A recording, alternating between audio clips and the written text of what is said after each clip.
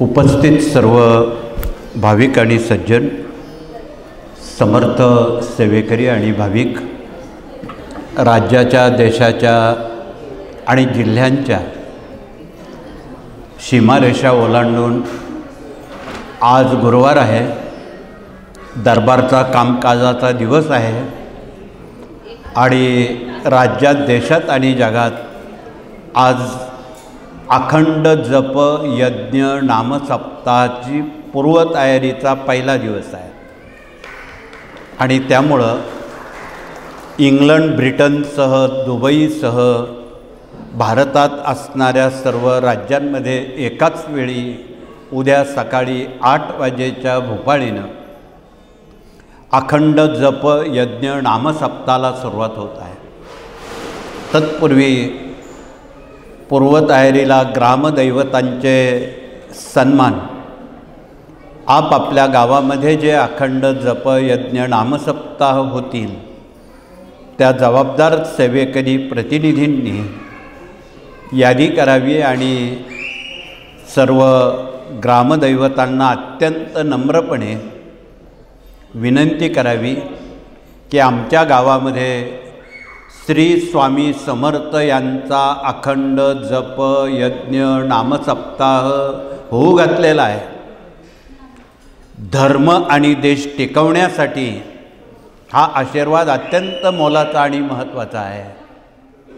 म्हणून त्यांनी हार, नारळ, खडीसाखर त्या सर्व ग्रामदैवतांना समर्पित करून विनंती करावी की तुमचा आशीर्वाद आमच्या गावासाठी पाठवा, आमच्या गावाला सुख समाधान लाभावं, नैसर्गिक आपत्ती, सुलतानी आपत्ती यापासून वाचवावं अशी विनंती जर आपण स्वामींना केली तर निश्चितपणे त्या गावामध्ये सुख समाधान लाभतं आणि आपण गावासाठी ही विनंती करत आहोत आणि कदाचित ही विनंती महाराज ऐकतील आणि आपलंही भलं त्यात अटळ आहे। गावाचं भलं तर आपलं भलं अशी एक सामुदायिक सहजीवनाची सद्भावना अखंड जप यज्ञ नामसप्ताह हा प्रेरित करत आहे। तथापि आज 27 नोव्हेंबर संत रोहिदास यांची पुण्यतिथी आहे। महाराष्ट्रात आणि भारतामध्ये संत मालिकेनं धर्माचं, देशाचं, संस्काराचं रक्षण करताना त्यांनी आपला देहदान, बलिदान दिलेलं आहे। त्यात आमचे चोखोबा असतील, गोरोबा असतील, निळोबा असतील, ज्ञानेश्वर भावंड असतील, एकनाथ महाराज असतील, तुकाराम महाराज असतील, कितीतरी संत आहेत, हजारो। ही सर्व नावं आत्ता घेणं उचित नाही, परंतु आपापल्या परीनं त्यांनी धर्माचं, देशाचं, संस्काराचं रक्षण केलेलं आहे। हे त्रिकालबाधित सत्य आहे। म्हणून त्यांचा जीवनादर्श शिक्षण क्रमात पुढील कॉन्व्हेंटमध्ये शिकणाऱ्या नव्या पिढ्यांपर्यंत आपणाला पोचवणं गरजेचं आणि क्रमप्राप्त आहे। उद्या 28 तारखेच्या अखंड जप यज्ञ नामसप्ताहाला आरंभ होईल। त्यामध्ये श्री गुरुचरित्र हा 5वा वेद आहे। जन्मजन्मांतरीचे शाप, ताप, दैन्य, दुःख, उपद्रव, संकट, मनोकामना पूर्ण करणारा हा 5वा वेद आहे। म्हणून आपण प्रत्येकानं श्री गुरुचरित्र 7 दिवसाचं एक पारायण करण्याचं प्रयोजन करावं, मनापासून करावं, पाट्या टाकल्यासारखं नको। आणि ज्यांना पारायण करणं शक्य नाही त्यांनी नामसप्ताहात कुठल्या तरी विभागात लक्ष घालावं। त्यात प्रहरे हा अत्यंत मौलिक महत्त्वाचा विभाग आहे। त्यांनी भगिनी असतील तर त्यांनी दिवसभरात दर 2 तासाला संख्येनुसार प्रहरे बदलावेत। त्यात 2 प्रतिनिधी श्री स्वामी चरित्र सारामृत वाचतील, पूर्ण पारायण झाल्यावर प्रहरा बदलेत। 2 प्रतिनिधी श्री स्वामी समर्थ तुळशीच्या माळेवर श्री स्वामी समर्थ जप करतील आणि 2 प्रतिनिधी विण्या वादन करतील, विण्याचं वादन करतील. जर आपण दर गुरुवार रविवारला इथे यज्ञभूमी त्याचं प्रशिक्षण देत आहोत नकळत, आणि हे प्रशिक्षण नामसप्ताहाच्या प्रहऱ्याला अतिउपयोगी आहे. आणि त्या प्रहराची सेवा एवढी महत्त्वाची आहे, तुम्ही घरी जाईपर्यंत तुमचे कामं मार्गी लागतात, असा अनुभव इथे सेवेकरी सांगतात. एवढी जादू या आध्यात्मिक सेवेत आहे. जो जे वांछिल ते ते राहो या उक्तीप्रमाणे या प्रहऱ्याचं अनन्यसाधारण महत्त्व, ज्यांना गुरुचरित्र काही कारणाशिवाय शक्य नाही त्यांनी प्रहऱ्यात भाग घ्यावा. अन्य बाबी आहेत. आणि सर्वात उच्च कोटीची सेवा जी असेल जगात ती चरण पादुका आहे. आपण जी पादत्राणे बाहेर काढतो, न संकोच करता जो कोणी ती पादत्राणं स्वच्छ करून त्याच्या हातात देईन ज्याची त्याची, त्याला 7 गुरुचरित्र पारायण केल्याचं श्रेय एकट्याला मिळणार आहे. आपणाला आठवत असेल, भारताचे राष्ट्रपती ज्ञानी झैलसिंग इंदिरा गांधींच्या काळात गुरूंची आज्ञा सुवर्ण मंदिरातून आली, ए बाबा तू देशाचा राष्ट्रपती माझा नाही, तुला 3 दिवस लोकांच्या चपला पुसाव्या लागतील स्वच्छ करून. गुरूंची आज्ञा तत्पर मानून तो कोट फेकून दिला आणि त्या मंदिराजवळ जे चप्पल स्टँड होतं तिथे जाऊन त्यांनी 3 दिवस चपला पुसण्याचं काम केलं. मनात संकोच नाही, मी मोठा माणूस असून लोकांच्या चपला पुसतो, हा जो न्यूनगंड आहे मोठेपणाचा, अहंकाराचा, हा स्वामींना मान्य नाही. आणि ज्याच्या मनात कुठलाही संदेह नाही त्याला एका मिनिटात स्वामी आशीर्वाद देऊन मोकळं करतात. म्हणून या चरण सेवेचं अनन्यसाधारण महत्त्व कमी शब्दात बोलण्याजोगं नाही. म्हणून ज्याचा त्याचा हा वैयक्तिक मामला आहे. आपल्या मनात किती संकोच आहेत त्यांना कसं दूर हाकलायचं, ही एक नामी संधी आपणाला या अखंड जप यज्ञ नामसप्ताहातून आपणाला मिळणार आहे. म्हणून सांगण्यासारख्या खूप बाबी आहेत. हा सप्ताह 5 डिसेंबरपर्यंत चालणार आहे. राज्यामध्ये सर्वत्र ऊन वारा थंडी पाऊस निसर्गाची प्रतिकूल अवस्था आहे. आणि या सर्व प्रतिकूल परिस्थितीमध्ये आपण तग धरून, ही परीक्षा आहे आपली सर्वांची, एक परीक्षा असते ही नामसप्ताह म्हणजे. आणि त्या परीक्षेत आपण संयमानं कितपत पास होतो हा महत्त्वाचा प्रश्न आहे. म्हणून या काळात आपण संयमानं या सर्व गोष्टी करताना आगामी नव्या वर्षामध्ये 5 जानेवारीला देशावर येणाऱ्या आपत्ती आपण 12 ज्योतिर्लिंगांच्या त्या ठिकाणचं महत्त्व समजून आसमानी सुलतानी संकट आणि 3रं महायुद्ध त्याची तोशीच देशाला लागू नये म्हणून एक कृतसंकल्प केलेला आहे. ज्यांना देशाविषयी धर्माविषयी आदर प्रेम आहे, नागरिकत्व आहे, अशा सेवेकऱ्यांना भस्मलिंग लिंगार्चन सोहळा श्री क्षेत्र उज्जैन मध्य प्रदेश या ठिकाणी तारीख 5 रोजी आयोजित केलेला आहे.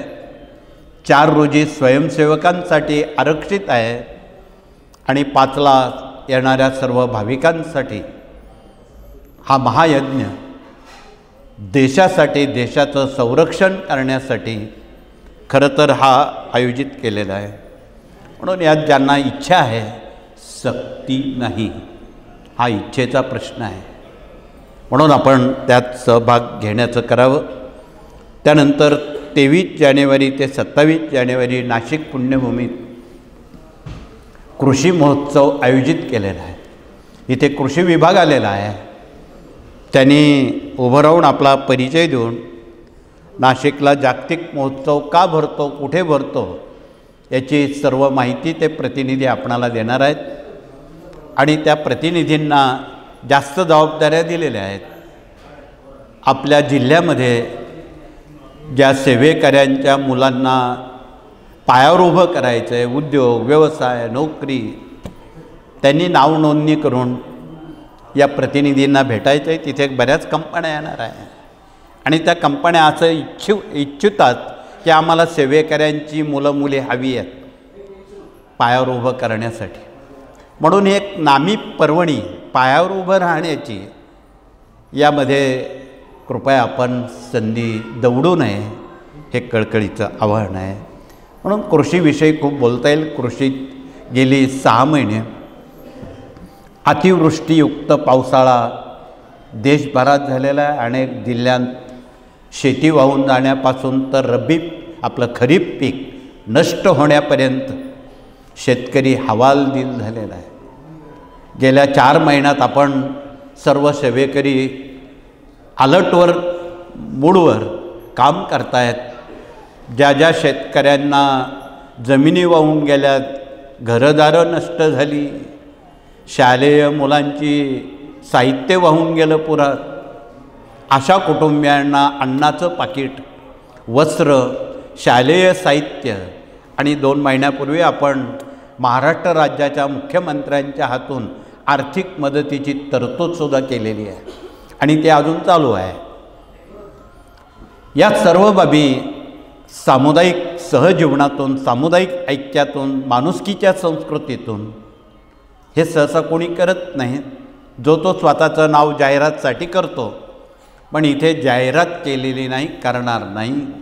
हा माणुसकीचा संस्कृतीचा भाग आहे आणि हा कृपया आपण जोपासणं हे माणुसकीचं लक्षण आहे. म्हणून आपण यातही कृषी विभागाच्या वतीनं आपणालाही खूप कामं करावी लागणार आहेत. आगामी बऱ्याच काही गोष्टी 26 सालातसुद्धा वाढवून ठेवलेल्या आहेत. त्यात भूकंपाची भीती आहे, पुन्हा पाऊस येतो की काय सांगता येत नाही, पुन्हा चक्रवादळ बंगालच्या उपसागरात येऊ घातलेलं आहे. या सगळ्या संकटांची मालिका सुरू झालेली आहे आणि याला फक्त तुम्ही जी आध्यात्मिक सेवा करणार आहात स्वामींची, तीच फक्त तारणार आहे. म्हणून आता स्वामींचे पाय धरल्याखेरीज अन्य पर्याय नाही मानव जातीला. म्हणून आपण सगळे देव स्वामींच्या अंतःकरणात बघा. तुम्ही ज्या देवाला मानत असाल, ज्या गुरूंना मानत असाल, त्या साऱ्यांना स्वामींमध्ये बघा.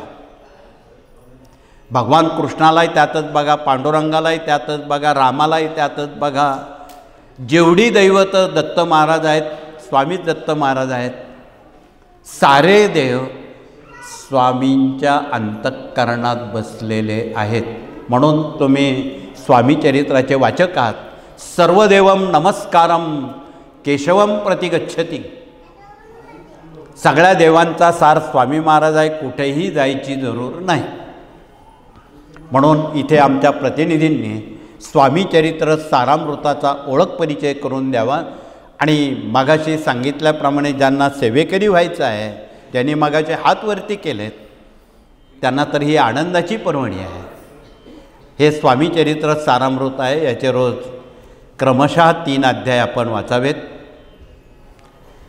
तुळशीच्या माळेवर किमान कमीत कमी 11 माळा जप आणि जास्तीत जास्त कितीही 100 का होईना स्वामींचा जप करावा.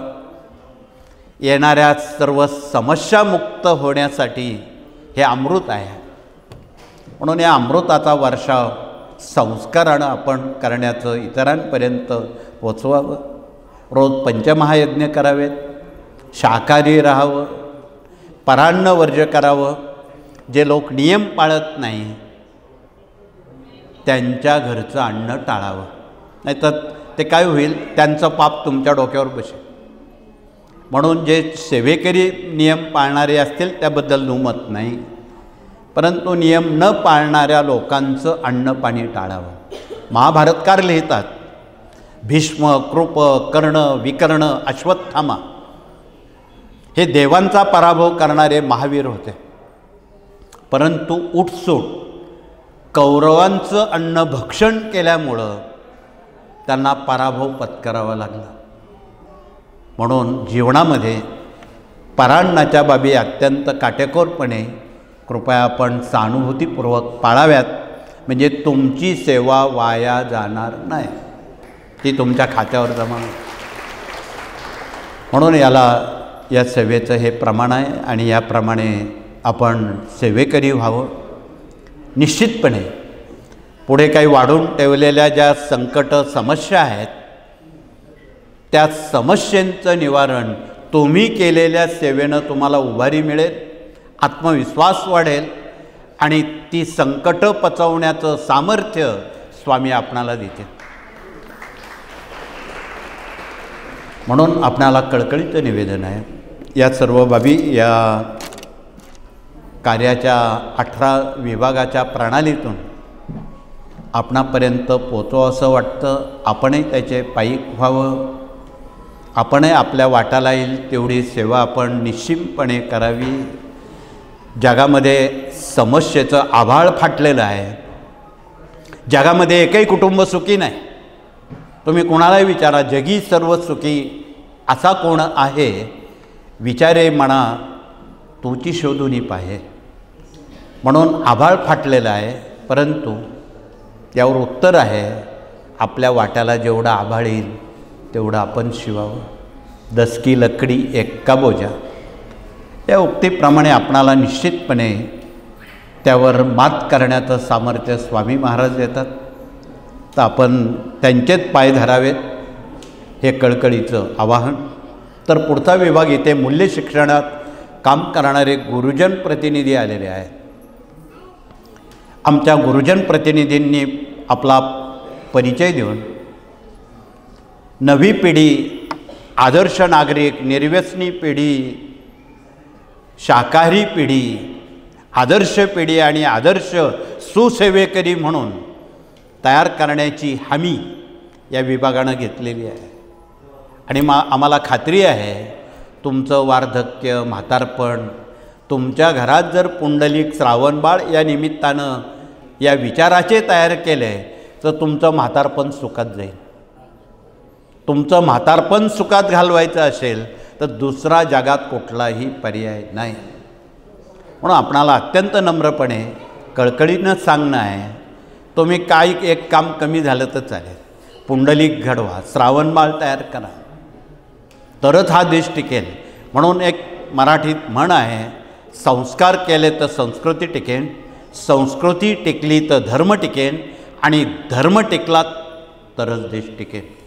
देश टिकवायचा असेल, धर्म टिकवायचा असेल, संस्कार हा अत्यंत महत्त्वाचा विभाग आहे.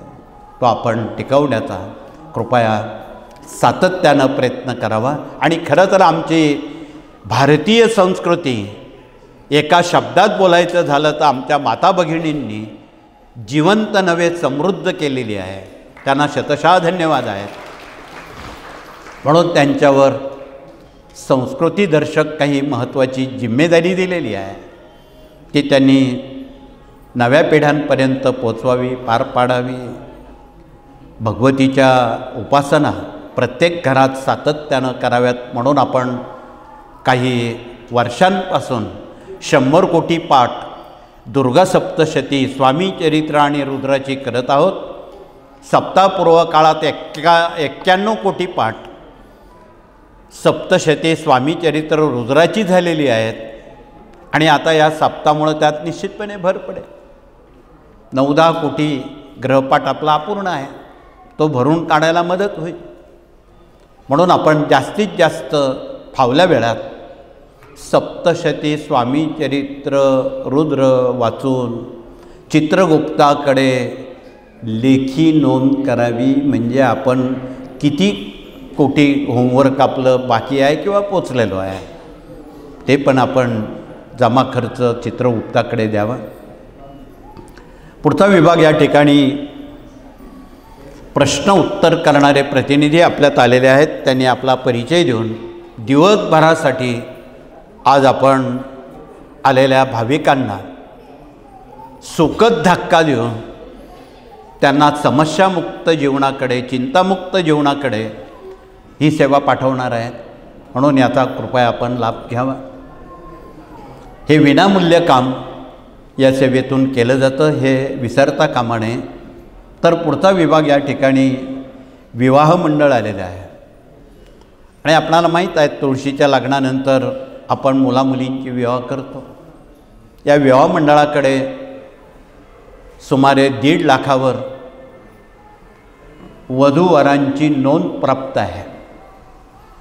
पण अट एक आहे की बिना हुंड्यानं, बिना सोन्या नाण्यानं, अति अल्प खर्चानं, साखरपुड्यात जे विवाह करतील त्यांचा या कार्याच्या वतीनं सन्मान केला जाईल. म्हणून एक अनिष्ट प्रथा मोडण्यासाठी आपणाला हे करणं भाग आहे. त्यातही आत्महत्या पीडित शेतकऱ्यांच्या मुलामुलींची लग्न आपल्याला करायची. शहीद झालेल्या देशाचं संरक्षण करणारे जवान आहेत त्यांच्या मुलामुलींची लग्न आपल्याला करायची आहेत. सरकार करणार नाही हे तुम्हाला माहीत आहे. तो फक्त आश्वासनाचा पाऊस असतो. ही कामं कोण करेल? ही कामं आपल्याला करायची आहेत, बिना गाजावाजा, बिना जाहिरात. म्हणून ही माणुसकीची संस्कृती आपणाला टिकवणं क्रमप्राप्त आहे. म्हणून इथे विवाह मंडळ इथे उभं केलेलं आहे. आणि राज्यात सर्व केंद्रांमध्ये आणि गावागावागणी विवाह मंडळं उभी करणं, काम करणं, जनतेच्या समस्या निवारण करणं हा प्रश्न ऐरणीवर आहे. आज सर्वात अवघड प्रश्न मुलांच्या विवाहाचा आहे. त्यातही मिळाली सूनबाई चांगली तर ठीक, खट्याळ सूनबाई मिळाली तर काय होतं हे ज्योतिषांनी सांगण्याची गरज नाही. म्हणून मुलींचं लग्न करणं सोपं आहे, अवघड प्रश्न मुलांच्या लग्नाचा आहे. म्हणून हा गुंता सोडवण्याचं काम आपणाला समाजसन्मुख जाऊन वर्णवार पद्धतीनं ऋणानं बंधानं आपणाला ही मुलामुलींची विवाह शीघ्रातिशीघ्र घडवताना विवाह मंडळाशी संवाद साधा. मधल्या काळात आपण तुळशीचं बाळकृष्णाचं विवाह करताना त्यावर अक्षता टाकलेल्या होत्या. तर आमच्या विवाह मंडळाकडे काही अक्षता दिलेल्या आहेत. जे सत्सत विवेकबुद्धीनं वावरणारे पालक लोक आहेत त्यांनी त्या अक्षता शुभवारी शुभतिथीवर होणाऱ्या वधूवरांच्या डोक्यावर जर टाकल्या, शीघ्रातिशीघ्र विवाह जमून येतात. हा अत्यंत सोपा उपाय विवाह मंडळ आपणाला सूचित करणार आहे. म्हणून आपणाला कळकळीचं निवेदन आहे की विवाह मंडळ आपण गावोगावी उभी करा. पण ती विनामूल्य, ते फी घेत नाहीत. ही विनामूल्य काम करणारी संस्था आहे आणि त्यात आपण कृपया आपला सहभाग, आपला सिंहाचा वाटा त्यात असू द्यावा हे कळकळीचं आवाहन आहे. तर पुढचा विभाग या ठिकाणी आरोग्य विभागाला घेऊन डॉक्टर लोक आलेले आहेत. इथे प्रति गुरुवार रविवारी एवढी माणसं काय येतात तर त्यातले किमान 100 रुग्ण तरी कॅन्सरचे असतात. आणि आतापर्यंत या दव्यानं कॅन्सरवर मोठ्या प्रमाणात मात केलेली आहे. औषधं थोडी कडू तुरट आहेत, ती डोळे झाकून घ्यावी लागतात. पण बिना केमो, बिना वेदना, बिना शस्त्रक्रिया असणारी ही दवा आहे. आणि गरिबांसाठी तर आम्ही म्हणू ही संजीवनी आहे. म्हणून या संजीवनीचा वापर गोरगरिबांपर्यंत कृपया आपण पोचवावा. हा फार मोठा दुवा आणि दवा आपणाला यातून उपलब्ध होणार आहे, याचा आपण अवश्य वापर करावा.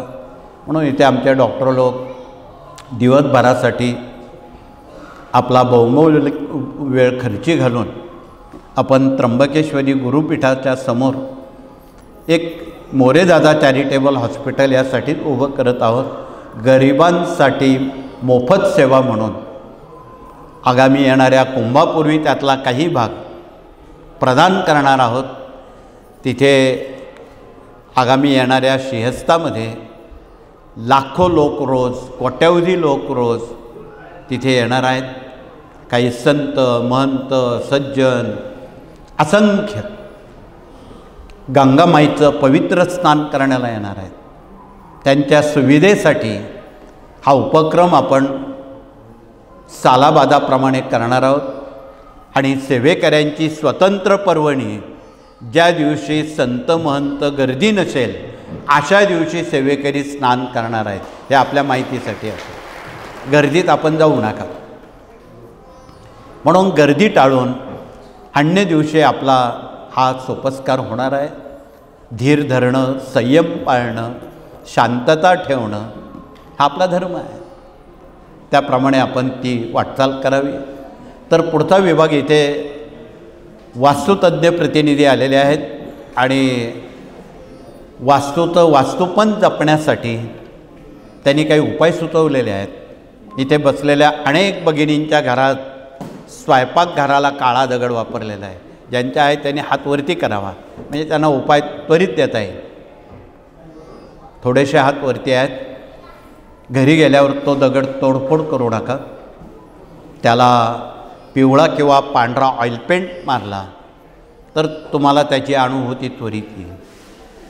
वास्तूत बंद पडलेली घड्याळं नसावीत. फुटलेली भांडी, तुटलेल्या चपला, फाटलेले कपडे, अडगळ सामान, जे कधीच वापरत नाही असं सामान नसावं. या सर्व बाबी प्रकर्षानं आणि प्रामुख्यानं भगिनींच्या कानावर माहीत असणं जरुरीचं आहे, कारण त्यांना घर सांभाळायचं आहे. म्हणून वास्तूच्या अंतर्बाह्य रचनेचा विचार ज्ञानदान 1 ते 4 ग्रंथांनी मुद्दाम आपणापर्यंत गेल्या 40 वर्षात पोचवलेला आहे. खरं तर ग्रंथ समजले तर संत समजतील, संत समजले तर आपणाला भगवंत कळतील, स्वामी कळतील. म्हणून वाचन संस्कृती आपणाला प्रत्येकापर्यंत पोचवणं क्रमप्राप्त आहे. अलीकडे टी व्ही, मोबाईल, लॅपटॉपमुळं वाचन शक्ती घटत चाललेली आहे. इथे साधं प्रश्न लिहायला सुद्धा आम्हाला कंटाळा येतो, तोंडी बोलायचा प्रयत्न करतो. पण आपली बोटं, व्यायाम, लिखाण हे तर आपल्याला चुकणार नाही, हे केलंच पाहिजे. म्हणून स्वामीने एक आदेश दिला, जो कोणी भाविक 12 लक्ष जप श्री स्वामी समर्थ लिहीन त्याची सर्व जिम्मेदारी स्वामींनी घेतलेली आहे. तुमच्या बोटांनाही व्यायाम होईल, मनातही ध्यानातही चित्त स्वामींचंच राहील. आणि ते 12 लक्ष जप झालेल्या त्या वह्या आपण दत्तपीठांवर त्याचा उपक्रम राबवणार आहोत. त्यात गाणगापूर, पिठापूर, वाडी, औदुंबर या ठिकाणी त्याचं जप झाल्यानंतर नियोजन करणार आहोत. हे आपल्या माहितीसाठी असू द्यावं. कामात काम, अनेक कामं आपणाला करायची आहे. पण तुम्ही आता वेळ घालवू नका. तुम्ही प्रत्येक कुटुंबानं 12 लक्ष श्री स्वामी समर्थ, जीवनात आहे अर्थ ते श्री स्वामी समर्थ, हा मंत्र आपण कृपया विसरू नये आणि त्याचं जागरण करणं क्रमप्राप्त आहे. म्हणून आपण या सर्व बाबी प्रकर्षानं आबालवृद्ध माता भगिनी ज्यांना जप लिहिता येईल अशांपर्यंत आपण हे जागरण करावं, सांगावं. हे ग्राम अभियानातून सांगावं, अन्य सेवेतून सांगावं. त्या सांगायला काही पैसे लागत नाही, पण त्याचं भलं जर स्वामी मंत्रानं होत असेल मग आपण सांगण्यात काटकसर का करावी. म्हणून आपणाला कळकळीचं निवेदन आहे. तर वास्तव विभागाच्या वतीनं आपणाला खूप काही दिवसभरात अजून माहिती समजून सांगणार आहेत. वेळेअभावी पूर्ण सांगणं अशक्य आहे, परंतु आपणाला ज्या ज्या काही वास्तुविषयक शंका असतील, वास्तूची माती तपासावी ज्यांना नवीन बांधायची, नकाशा कसा असावा, वास्तू अंतर्गत रचना कशी असावी, वास्तूचा आय व्यय लाभ आयुष्य कसं काढावं, हा सारा प्रकार ज्ञानदान 1 ते 3 मध्ये दिलेला आहे. कृपया आपण सहानुभूतीपूर्वक ती पानं चाळा, अभ्यासक व्हा. हे कळकळीचं आवाहन आहे. पुढचा विभाग या ठिकाणी कायदेशीर सल्लागार म्हणून वकील आणि न्यायमूर्ती आलेले आहेत. त्यांनी आपला परिचय देऊन हे कार्य कायद्याच्या चाकोरीतून कसं चालवावं त्यासाठी यांचं मार्गदर्शन प्रत्येक गावी प्रत्येक केंद्राला आवश्यक आहे. त्याचा आपण कृपया लाभ घ्यावा. सोबत प्रशासकीय कामकाज आणि प्रशिक्षण प्रतिनिधी आलेले आहेत. त्यांच्यावर आज खूप जबाबदाऱ्या मगाशी सांगितल्याप्रमाणे दिलेल्या आहेत की त्र्यंबकेश्वर असेल, दिंडोरी असेल, गाणगापूर, पिठापूर, कोरवपूर, वाडी असेल, या ठिकाणी ज्यांना जायचं आहे त्यांनी प्रशासकीय विभागात आपली पूर्वतयारी, नाव नोंदणी करावी, म्हणजे आपली गैरसोय टाळावी, हा त्यामागचा अर्थ आहे. सोबत कृषी नंतर विवाह नंतर स्वयंरोजगार प्रतिनिधी आलेले आहेत, पर्यावरण प्रकृती प्रतिनिधी आलेले आहेत, पशुगोवंश प्रतिनिधी आलेले आहेत, माहिती तंत्रज्ञान प्रतिनिधी आहेत, युवा प्रबोधन प्रतिनिधी आहेत. हे सर्व अन्य देशविदेश अभियान प्रतिनिधी आहेत, दुर्गा अभियान प्रतिनिधी आहेत, याज्ञिकी प्रतिनिधी आहेत. हे 8ही प्रतिनिधी आपल्या सेवेत आहेत. म्हणून या सर्वांनी परिचय देऊन आगामी येणारे भूकंप टाळण्यासाठी भूकंप यंत्र इथे उपलब्ध आहे. येणारी सुनामी, पूर्वसागरातून जे वादळं येणार आहेत ते थांबण्यासाठी या ध्वजाचा आपण वापर करायचा आहे. म्हणून तो कसा करावा, वित्त मानवहानी टाळण्यासाठी काय करावं, या साऱ्या बाबींचा आलेख हा इथे बसलेल्या घरी असणाऱ्या सर्वांना माहीत पाहिजे. आणि हा विनाखर्चिक उपक्रम आहे. म्हणून आपण हे सारे उपक्रम मानव आणि देश कल्याणासाठी, धर्मकल्याणासाठी आहेत, ते कृपया समजून घेताना शेवटचा विभाग मराठी अस्मिता आणि भारतीय संस्कृती आमच्या माता भगिनींनी जिवंत नव्हे समृद्ध केलेला विभाग त्यांनी आपला थोडक्यात परिचय देऊन आज अनेक नव्या काही भगिनी येता येता एक स्वामींना संकल्प करत आलेले आहेत की आमच्या कुटुंबात मांसाहार करणारे, मद्यपानी, व्यसनं करणारे सदस्य आहेत, त्यांना सद्बुद्धी द्यावी आणि ते निर्व्यसनी व्हावेत. त्यासाठी इथे रुद्रयंत्र आणि शंकराची पिंड तुमच्या घरी आहे. त्यावर जर रुद्राचा अभिषेक किंवा महिमनाचा पाण्याचा अभिषेक करून ते तीर्थ संबंधितांना दिलं, तापट, आजारी, विकलांग, मद्यपी, धूम्रपी, महिन्याभरात सुंटे वाचून खोकला जाईन आणि ते शाकाहारी निर्व्यसनी घरचे घरी होती, कुठेही जायचं काम नाही. हा उपक्रम आमच्या भगिनींनी सहानुभूतीपूर्वक करावा. दुसरा प्रश्न, भगिनींनी डोक्यावर वाढणारं कर्ज हा प्रश्न विचारणार आहेत. त्यांच्यासाठी हे श्रीयंत्र आपली वाट बघतं आहे. आणि जगात देशात सर्वांना श्रीयंत्राविषयी आमच्या भगिनी निपुण आहेत, त्यांना सर्व माहीत आहे. ज्या नवीन भगिनी आहेत त्यांना आपण सांगा.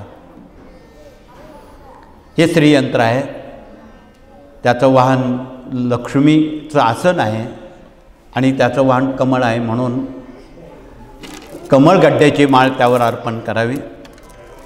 दुसऱ्या हातात तुळशीची माळ विष्णूंना प्रिय आहे. या माळेवर विष्णू गायत्री, लक्ष्मी गायत्री, कुबेराचा मंत्र, व्यंकटेश आणि स्त्री सूक्ताचं आपण पठण करावं. एवढी सेवा केल्यानं साधारण 3 आठवड्यानंतर डोक्यावरचं कर्ज खांद्यावर येतं. म्हणजे हळूहळू, एका दिवसात तर शक्य नाही, बरं हळूहळू कर्जमुक्त, चिंतामुक्त, दुःखमुक्ताकडे वाटचाल सुरू होते. आणि प्रतिपौर्णिमेला आमच्या जगातल्या देशातल्या साऱ्या भगिनी स्वतः सत्यनारायण करतात, वाटीभर शिऱ्याचा प्रसाद.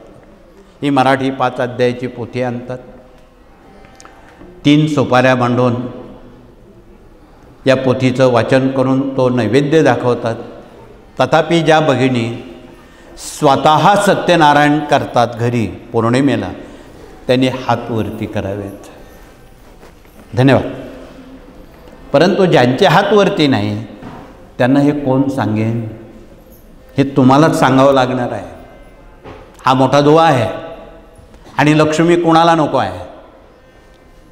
म्हणून आपण हे साधक बाधक चर्चेतून सर्वांपर्यंत अन्य काहीतरी सांगण्यापेक्षा त्याचं भलं होईल असंच आपण सांगा. म्हणून जनतेचं भलं होणं हे स्वामींचं ध्येय आहे, मार्गाचं ध्येय आहे. आणि या ध्येयाकडे आपण जर वळलात तर आपलाही योगक्षेम स्वामी चालवतील, यात अजिबात शंका नाही. म्हणून आपणाला पुन्हा एकदा या सर्व बाबी सेवेकऱ्यांच्या ग्राम अभियानातून अत्यंत कमी वेळात सांगण्याची संधी मिळाली. कारण प्रत्येकाला घरी पोचणं आहे, नामसप्ताची तयारी करणं आहे. तर अनेक काही इथे लोकप्रतिनिधी निवडणुकीसाठी स्वामींचा आशीर्वाद घ्यायला आलेले आहेत.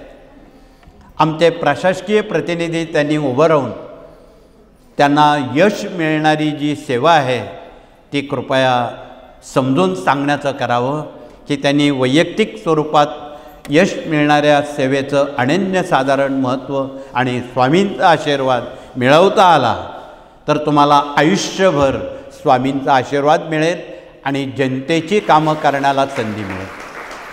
स्वामींकडून असाच आशीर्वाद मागा. जनतेची सेवा करण्याची आम्हाला संधी द्या असा आशीर्वाद मागून पुनश्च आपणा सर्वांना या दत्त जयंतीच्या उत्सवाच्या खूप खूप शुभेच्छा देऊन मनापासून अंतःकरणपूर्वक आपणाला शुभेच्छा देतो. या ठिकाणी थांबतो. आपण आता सामुदायिकरित्या प्रार्थना म्हणून प्रार्थनेनंतर नंबर 1च्या गेटनं भगिनी प्रतिनिधींना इथे पहिला मान आहे.